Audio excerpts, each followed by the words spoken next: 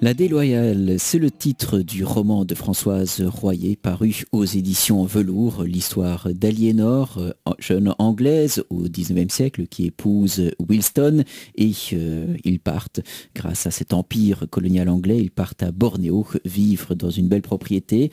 Le couple a des difficultés et donc Aliénor va essayer de survivre entre guillemets dans ce monde fait notamment de convenances. On va vite apprendre aussi, parce que la souffrance et la mort sont aussi fort présentes dans ce roman. C'est la souffrance, ce sont les épreuves qui nous font avancer, Françoise Royer. Il y a différentes choses qui peuvent faire grandir, il y a différents moyens d'évoluer, et je pense que la souffrance peut en être un, je dis bien peu, parce que c'est vraiment la manière dont on va pouvoir rebondir ou utiliser les ressources qui nous sont offertes ou qu'on peut aller puiser en soi pour faire face à la souffrance et ouvrir un chemin qu'on n'aurait sans doute pas ouvert si la souffrance n'était pas là. C'est difficile d'aller plus loin dans le livre sans trop en dévoiler, donc je renvoie les auditrices et les auditeurs à une fin assez étonnante, il faut bien le dire, peut-être probablement peu attendue dans ce livre La Déloyale aux éditions Velours. L'inspiration, vous nous avez dit que c'était une sorte de voix qui vous avait dicté presque ce livre, Françoise Royer. Oui, c'est ça. Donc en fait, ça part d'un exercice que j'ai fait avec Denise Desjardins en France, un exercice qu'on appelle l'accès aux mémoires antérieures. L'idée que une âme peut prendre différentes formes à différents moments et qu'elle peut être restée coincée dans certains nœuds émotionnels dont on n'a pas toujours les clés pour les défaire et pouvoir progresser. Et donc l'idée de cet exercice, c'est de faire remonter l'un ou l'autre souvenir pour faire remonter les émotions et pouvoir les dénouer. Donc moi, quand j'étais vers Denise, j'avais quelques suppositions sur des périodes de l'histoire dont je me sentais toujours proche depuis longtemps, à savoir la Deuxième Guerre mondiale. J'étais loin de m'imaginer que j'allais me retrouver au XIXe siècle et encore moins à Bornéo. Donc ça a été la surprise aussi pour moi. Et pour l'écriture aussi, parce que j'avais pris du papier et des cahiers, comme Denise nous l'avait demandé, mais je pensais que j'allais tenir un journal de bord de moi, Françoise, de l'ensemble de mes journées. Et quand le livre a commencé, voilà, j'ai commencé à écrire 18 pages, une à la suite de l'autre, sans rature, c'était précis, je voyais tout, j'entendais tout. Et au bout de ces 18 pages, je me suis arrêtée et je me suis dit, mais enfin là, qu'est-ce qui se passe? De quoi je parle? De qui je parle? Et je me suis dit, mais tiens, au fond, moi qui aime l'écriture depuis toujours et qui ai envie de mettre au monde un livre, mais finalement la question du livre, c'est aussi toujours la question de la légitimité du livre. Qu'est-ce qu'on a à dire et de quel droit est-ce qu'on va se permettre d'aller pousser la porte du lecteur et de lui proposer un livre. Donc si vous voulez, cette légitimité-là, elle était là, présente, avec le sentiment de nécessité que je ressentais de porter Aliénor, de porter ces mots. Vous liez ça au transgénérationnel ? C'est-à-dire que ce serait la possibilité d'un grand-parent, arrière-grand-parent. Est-ce que ce serait mon arrière-arrière-grand-mère? C'est ça la question.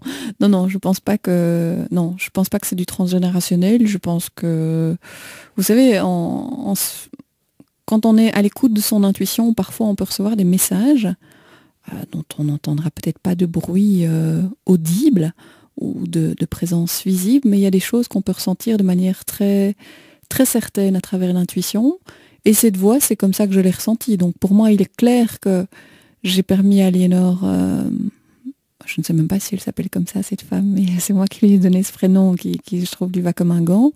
Moi, j'ai eu l'intuition que je lui avais permis de cheminer vers la paix. Elle m'a permis de me positionner aussi comme écrivain d'un premier livre, et de faire cet exercice que je trouve vraiment très intéressant. Certains écrivains, je veux dire écrivaines, ont écrit justement sur l'inspiration. Vous vouliez nous partager l'un ou l'autre texte? Oui, en fait ici j'ai un texte de Marguerite Duras qui dit avec ses mots à elle, ce que je trouve tout à fait juste. Elle nous dit si on savait quelque chose de ce qu'on va écrire avant de le faire, avant d'écrire, on n'écrirait jamais. ce ne serait pas la peine. Écrire, c'est tenter de savoir ce qu'on écrirait si on écrivait. On ne le sait qu'après.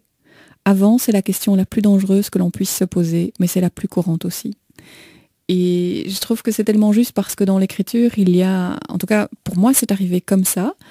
Le fait de me poser, donc je travaillais le matin avec Denise et l'après-midi j'avais temps libre, me poser sur cette terrasse chez elle, me dire je vais un peu écrire, ça va sans doute m'aider un petit peu à avancer. Et ce livre qui arrive comme ça, et au bout de 18 pages, ma première réflexion de me dire mais qu'est-ce que c'est? Donc c'est vraiment laisser l'écriture venir et après prendre conscience ou accepter voilà, ce qui est là. Ça veut dire que le livre terminé, c'est une libération? En fait, je le sentais voilà, comme un travail accompli, vous qui êtes journaliste, je peux vous le dire, comme quand un journaliste écrit un papier, qu'il est heureux d'aller le porter à l'impression parce qu'enfin le journal va sortir. C'était un peu cette joie-là et l'impression d'avoir une mission accomplie.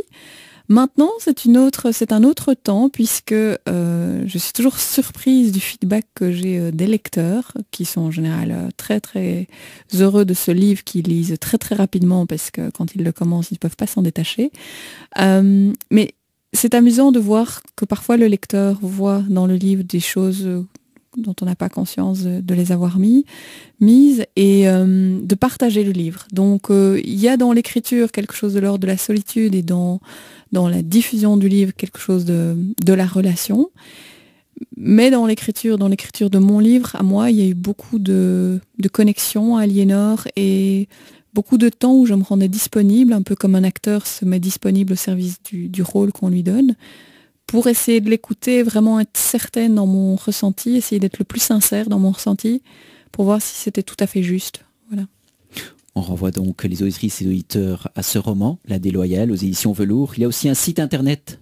Oui, voilà, donc vous êtes les bienvenus pour venir visiter mon site internet www.ancrerlesmots.com. C'est donc un jeu de mots de poser de l'encre sur des mots, de donner la parole aux mots pour qu'ils s'expriment. Donc, ça veut dire que vous écrivez ancré avec E-N-C-R.